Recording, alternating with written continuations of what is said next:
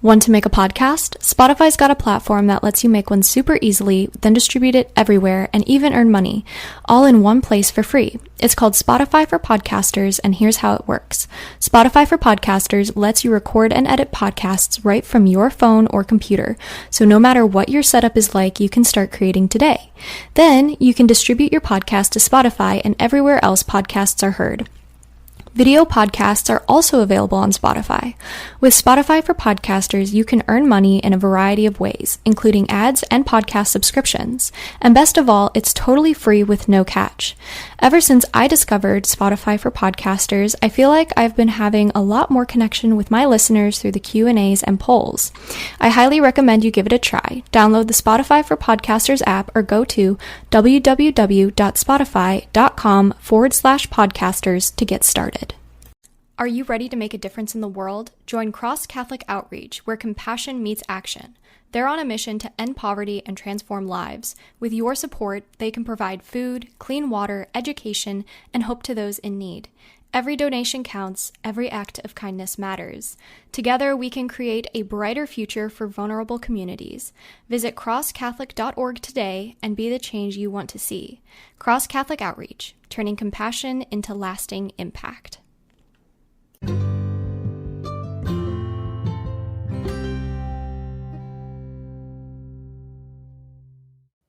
Hi, everybody. Welcome back to this episode of A Catholic's Perspective, the podcast all about being a young Catholic surviving in a secular world.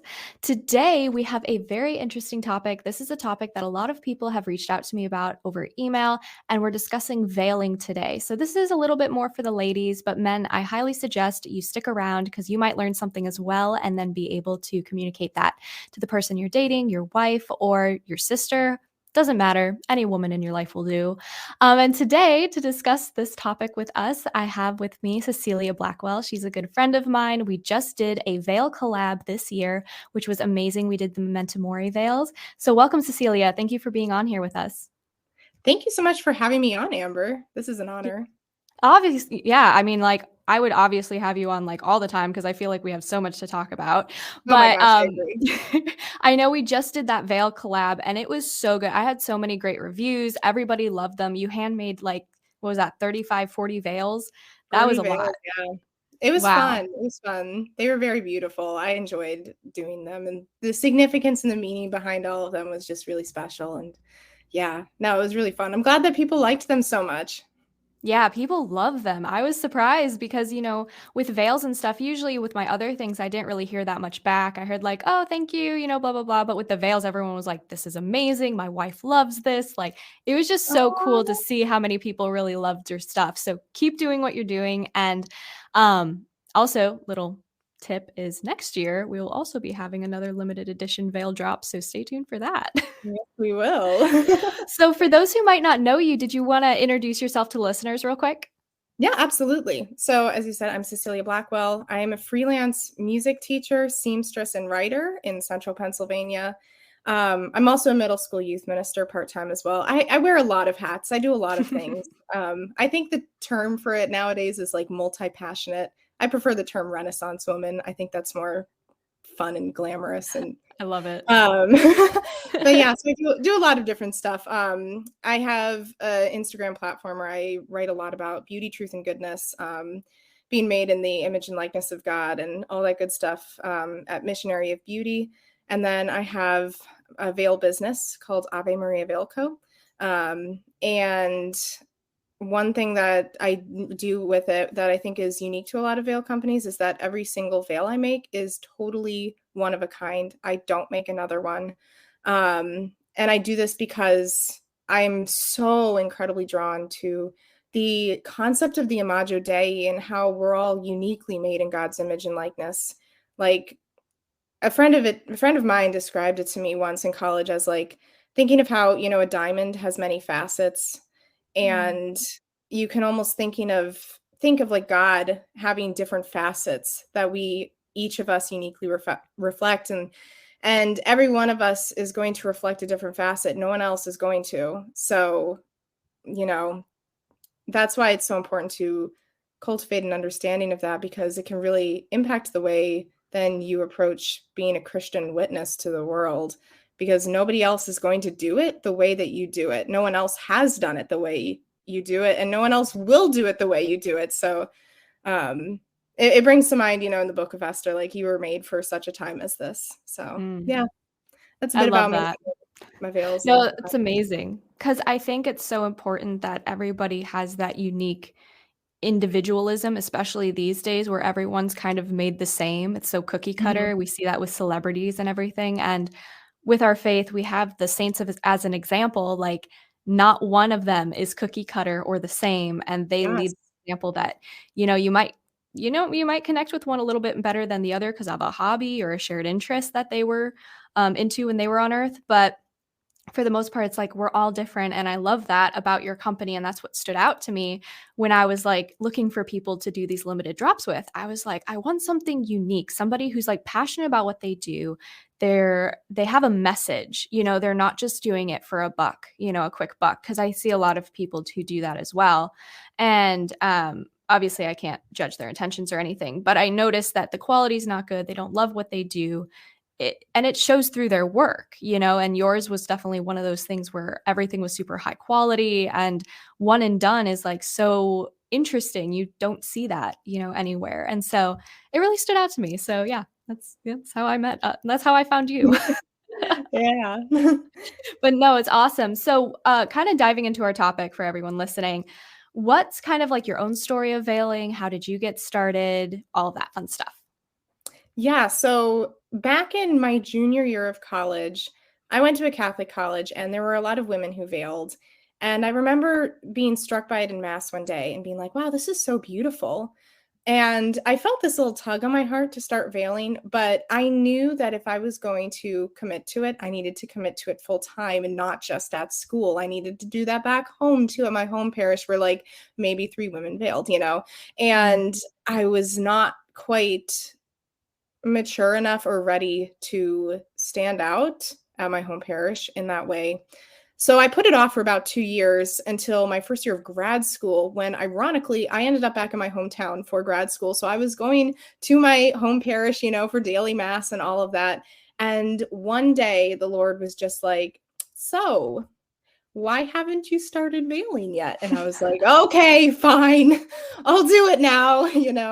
And so I went to Joann Fabrics and I got some lace and I made myself a veil based off of some tutorials that I found online, which weren't very good, but my grandma gave me a really good sewing background when I was young. So I was able to figure it out, more or less. It was a little bit rocky at first, my first attempts at making veils. But some of my friends then noticed my veil and was like, oh my gosh, where did you get it? And I was like, oh, I made it. And I started getting requests from my friends to make them veils. So Hmm. I made a few more. And I was like, oh my gosh, this is so much fun. I love doing this. And so in my second year of grad school, I started Ave Maria Veil Co. And I was like, I'm just going to make 5 veils. And if people like them, then, and they buy them, then I'll make some more. And they sold out within about 12 hours. And I was like, Wow. okay, I'll make more. And, haven't stopped. But one cool thing, since I started veiling at my parish, it's been about 3 years now. I'm still at that parish. And there was probably about, I want to say 5 women total that veiled at my parish when I started. And now it's catching on. There's probably a good 25 women and girls who veil there now. And it's really cool to see now at Sunday Mass. Like, you can see like all these different veils now. And it's not like a Latin Mass community or anything. It's your typical Novus Ordo parish, but the veiling is really catching on there. So I think that's Wow. really cool. Yeah, you're planting the seeds, and I think that's what's so important is it's like so many people are so afraid to veil. I've noticed that. I mean, I get tons of comments about that. They're like, "I'm too scared because I'm the only one in my parish who's veiling." And it's like, at some point you kind of have to realize that it's for God, not for Mhm. the people who are, you know, in your parish, I guess. It's Yeah. it's a special thing between you and God. And I think that's what really people are missing, is when they feel fear in it. And yeah, you're probably going to get some judging looks. I mean, if you're the only one in the parish veiling, I've been there, and it's like sometimes I'll be there and I'll just be like, but I was in Colorado this year for a thing with Focus Missionaries, and I was going to this Novus Ordo parish, and it was one of those churches that was whitewashed and there was like no real statues and everything. But Yeah. I was questioning veiling because every single time I'd gone to a parish like this, usually people would just stare at me or, give me the look or tell me that I was being prideful. And so I wore it. And the sweetest old lady, like, she was super shaky and she was super cute. She's like, I used to wear one of those. Your veil is so pretty. And it was just like That's so the cute. the cutest thing. And I'm like, you know what? Yeah, it is. And you know what? It might inspire somebody, even if someone doesn't say anything. And so, it's one of those things that's very near and dear to my heart. And I washed my veils recently and I haven't put one back in my car. So I need to do that. But anyways, but I think it's just really important that people learn, the importance of veiling and why we veil, Yeah. So do you have like a brief history of veiling, like how it kind of sparked into what we have today, sort of thing? Yeah, it is pretty brief actually, because essentially, you look at St. Paul's, I think it's one of his letters to the Corinthians. I should have looked it up beforehand, but I know what the verse is, and it's talking about, women covering their heads while praying, and he's really talking about the Mass here. And so it's been customary for most of church history for women to wear veils in the presence of the Eucharist. You can do it more often if you want, but that's just been, traditionally the custom. A lot of people think it was removed with Vatican II. That's actually not true. Vatican II did not remove the requirement to veil. But there was a lot of misinformation that was spread after the council. And one of that was, are we wearing veils anymore? We're not wearing veils anymore, and a lot of women ditched them. And so as a result, the Code of Canon Law in 1983 ended up removing the requirement to veil, and it's now optional, which they can do. It's a valid thing for the church to do, because veiling is a lowercase t tradition, one that's not infallible dogma or doctrine or anything like that. It's totally fine for them to remove that. It's not, going against any specific doctrine here. But that's basically just the brief history. And I will say, like, before Vatican II, I've had a lot of conversations with elderly women about veiling, and the practice was kind of getting abused in the years leading up to Vatican II, to like just the idea of having a head covering. Like, I've talked to so many women in their 70s and 80s who remember going to Catholic school, and if they had forgotten a head covering for daily mass, they wore a tissue or a napkin, which isn't really very reverent at all. No. So I think that there was a lot of that going on as well. So yeah, that's pretty much it though. Yeah. I mean, I think it's important, it's an interior conversion. It's something that Yes. you want to do because you want to be closer to God and you seek that reverence. And I do believe that, all women should veil. I think that's something that is important, but I don't think you should do it out of, fear, or you should do it because you, I don't know. I mean, I think it's reverent, but people shouldn't be forced to. And so I think Yeah, that's what it really exactly. comes down to. And just Exactly. because I think they should doesn't mean people should be forced to. It just means that I think it's a reverent way of showing your, respect for God, and that, your obedience to him, and you are a bride of the church. And I think that, comes down to like, what does veiling signify? Because a lot of people, when I go to like a Novus Ordo parish, not all the time, but sometimes, people will say that I'm being holier than thou or prideful because I'm wearing a veil. And it's like, well, that's not the purpose at all. But what does veiling signify? Yeah, so there are a couple different things that veiling signifies, but my personal favorite is, Jesus in the Eucharist. Well, first of all, he veils himself in the Eucharist through the presence of the bread and wine, this the substance being changed, but good old transubstantiation, right? But then also in the tabernacle, he's then veiled as well, when the Eucharist is put in the tabernacle.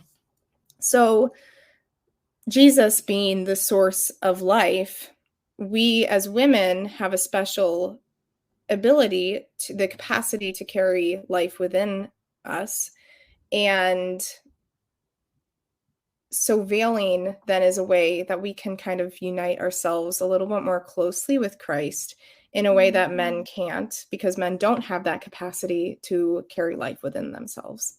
So that's my personal favorite. I think I love that. It's so beautiful, how we can carry life, and Jesus is the source of life. And so we identify more closely with him by veiling, in front of the Eucharist. So I just think that's beautiful. That is beautiful. I've never even heard that term, that version before, because I've heard the whole like, oh, well, we veil because things that are holy are veiled. And, Mhm. that's beautiful. And Yeah, I think that's that's another great. super common one.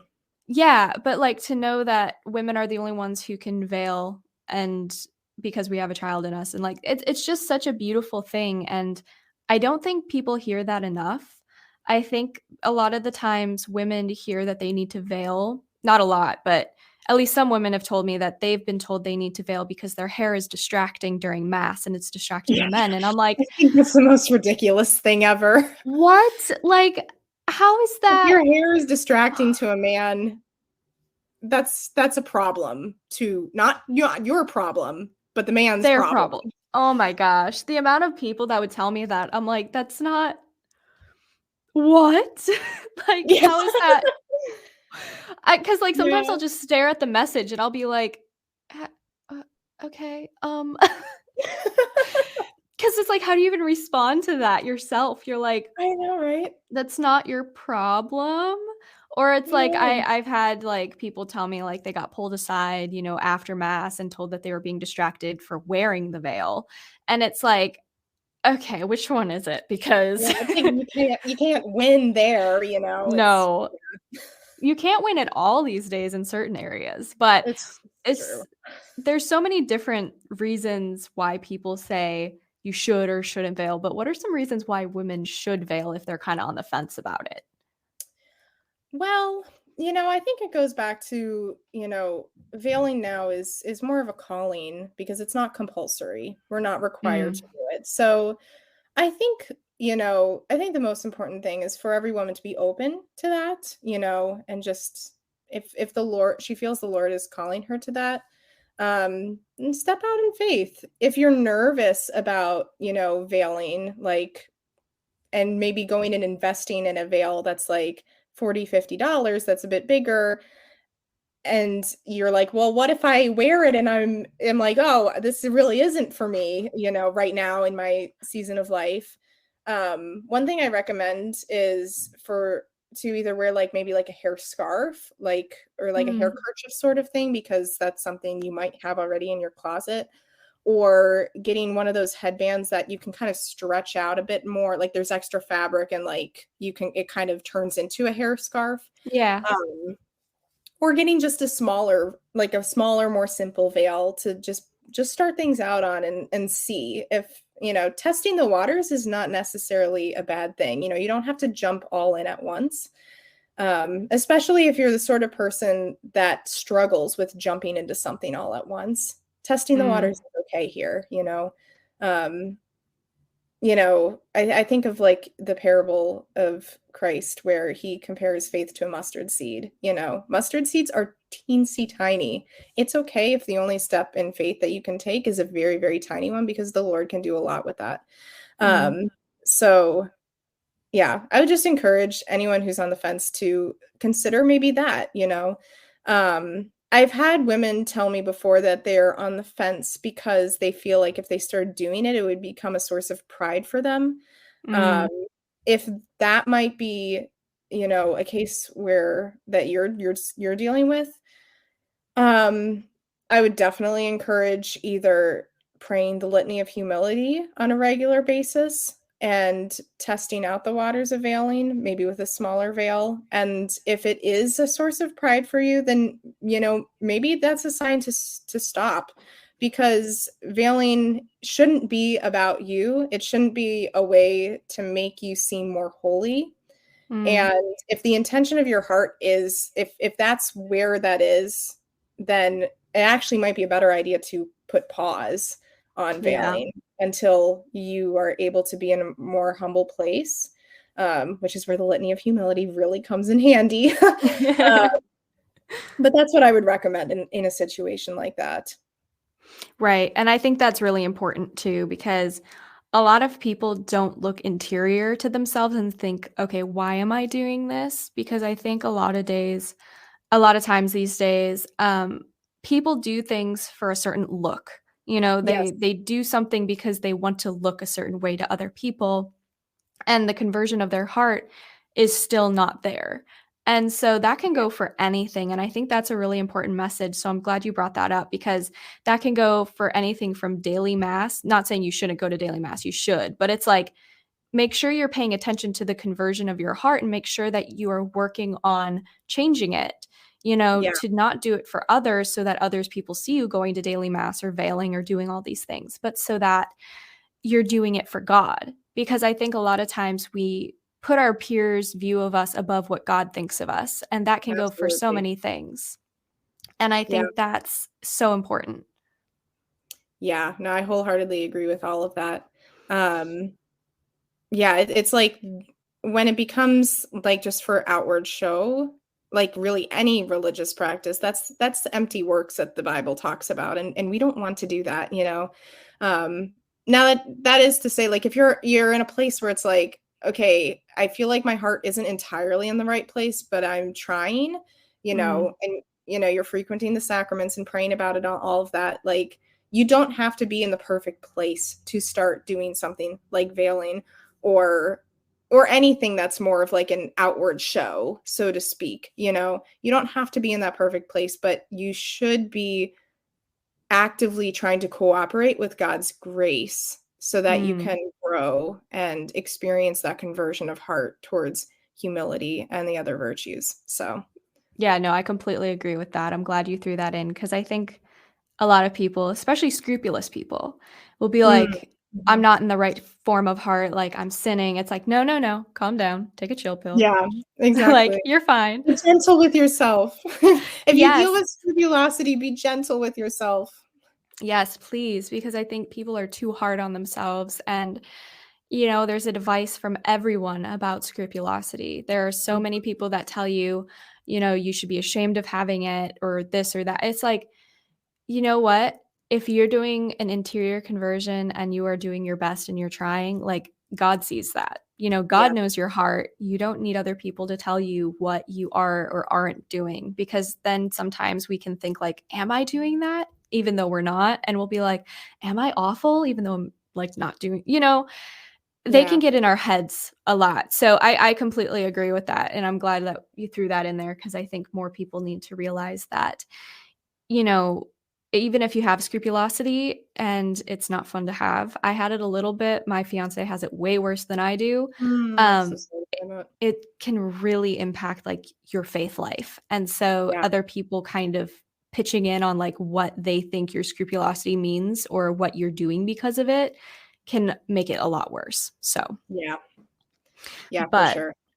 I know a lot of people also kind of talk about, actually on Twitter or X, whatever it is now, a lot of people have been like debating the whole veil color thing. I've noticed that quite a lot, where people are Mm, like, oh, I yes. can wear whatever color I want, or it doesn't matter, or it does matter. And if you want to find a boyfriend and you're single, wearing a black veil is not going to help. Or, I mean, there's a load of things. So, what do the veil colors mean? And is it important to follow them? Like, nowadays, what is like the guidelines with all of that? People seem really confused.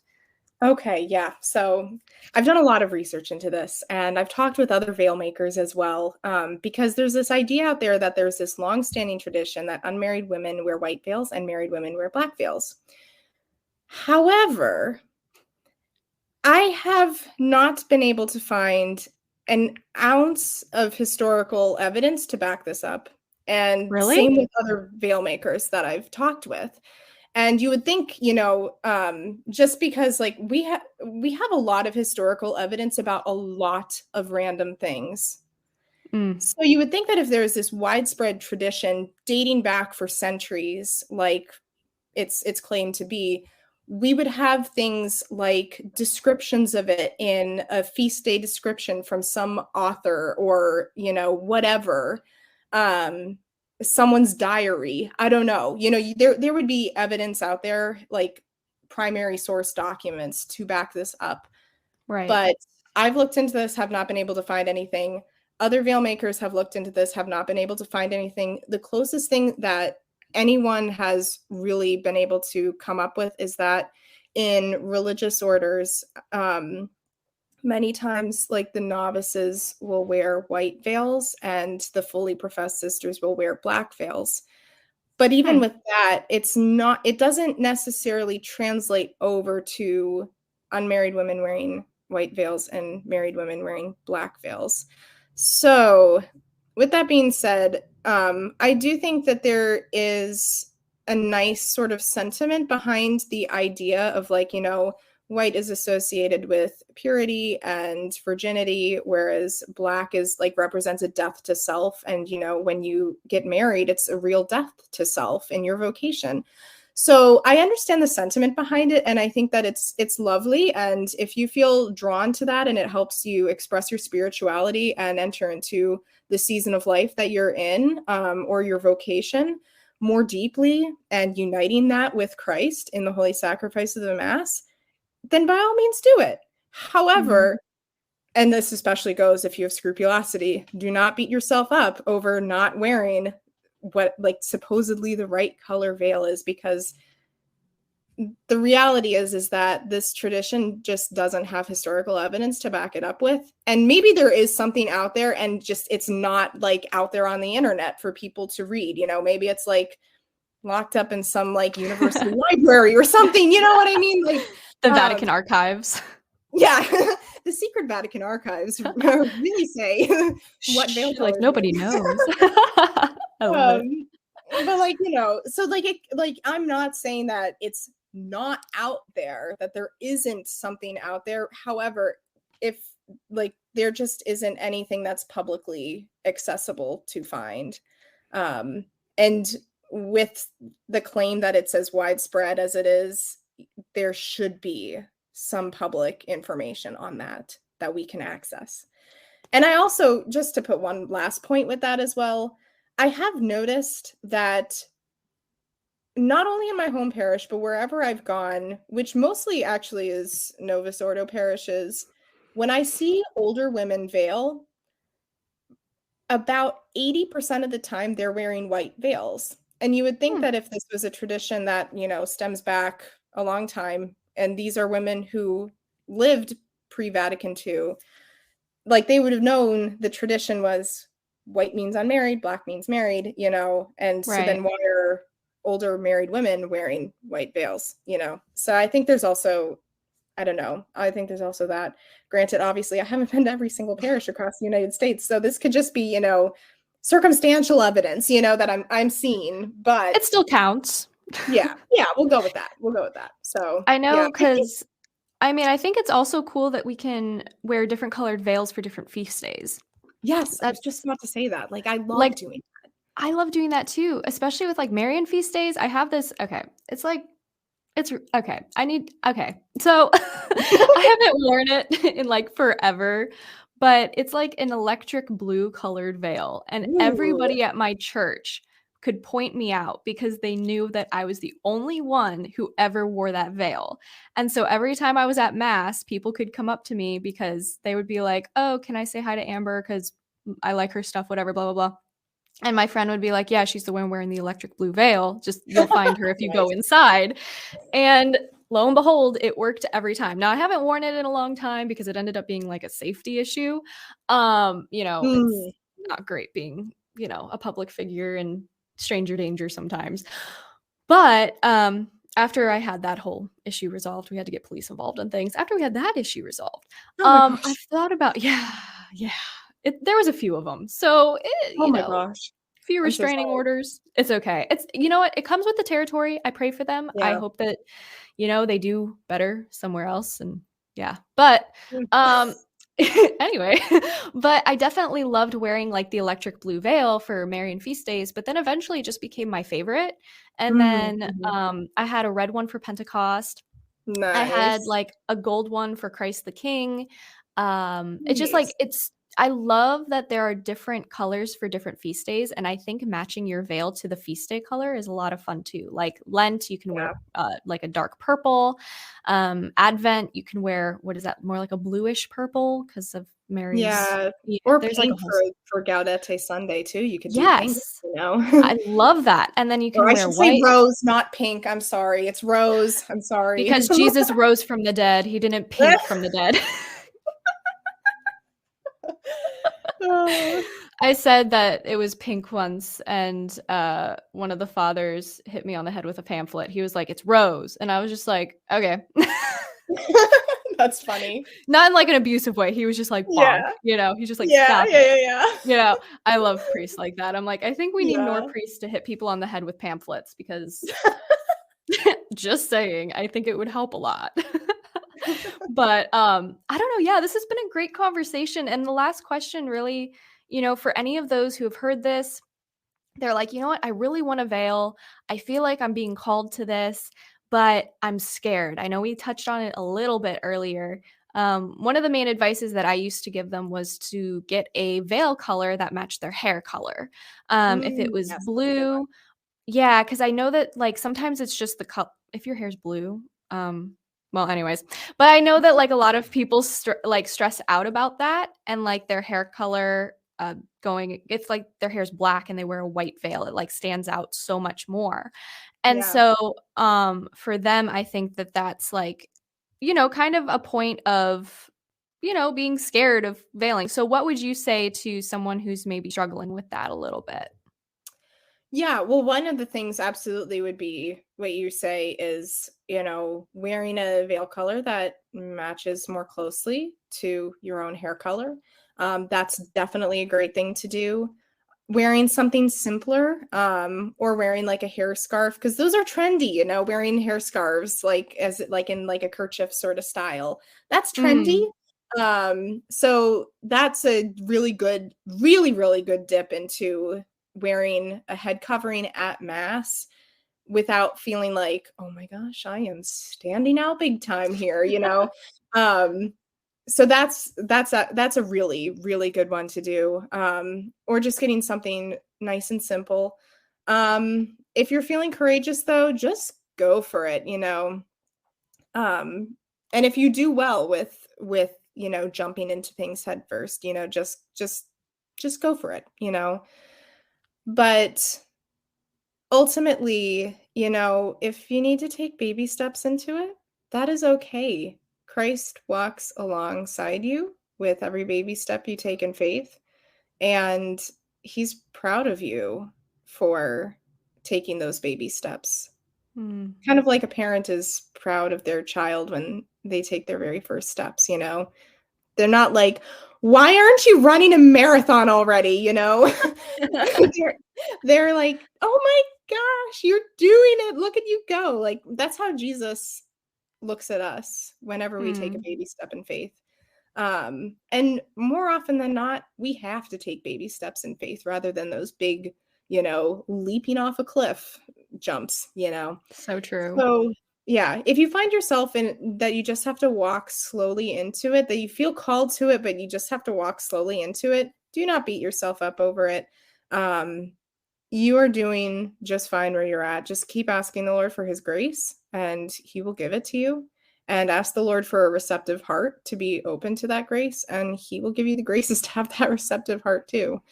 So his grace covers everything. And yeah, I think we just need to remember that more. Yeah, no, that's beautiful. And thank you so much for coming on and discussing it with everyone. I'm sure this will help so many people. And yeah, I just think this is a really great discussion. Not a lot of people talk about this. So I really appreciate it. Yeah, thank you for having me on. This was so great. Absolutely. And just really quick, where can my listeners find you one more time? Yes. So you can find me personally on Instagram at Missionary of Beauty. That's all one space or one word, not any like underlines or anything like that. So at Missionary of Beauty, and you can find my veil Instagram at Ave Maria Veil Co. Also one word. And then on Etsy, the shop is called Ave Maria Veil Co. I will warn you, I don't always have a lot up because I put things out in collections and they sell out pretty quickly. But if you set a phone reminder for when the next collection is and you get on right away, you probably can get something. So there you go. So keep that in mind, guys. But yes, no, thank you so much, Cecilia. I really appreciate it. And maybe we'll have you back on too. Sounds great. Thank you so much, Amber. Awesome. And with all of that being said, guys, I hope that this, I was about to say video, this podcast helped you guys. And I will talk to you guys in the next one. All right. Bye, guys. A quest is a search for something. And every week, the Quest podcast will show you how we know what we know through interviews with people that have incredible stories of dedication and perseverance. I'm your host, Todd Fisher. Join me in this thought-provoking and inspiring podcast of discovery. Find us anywhere you listen to podcasts.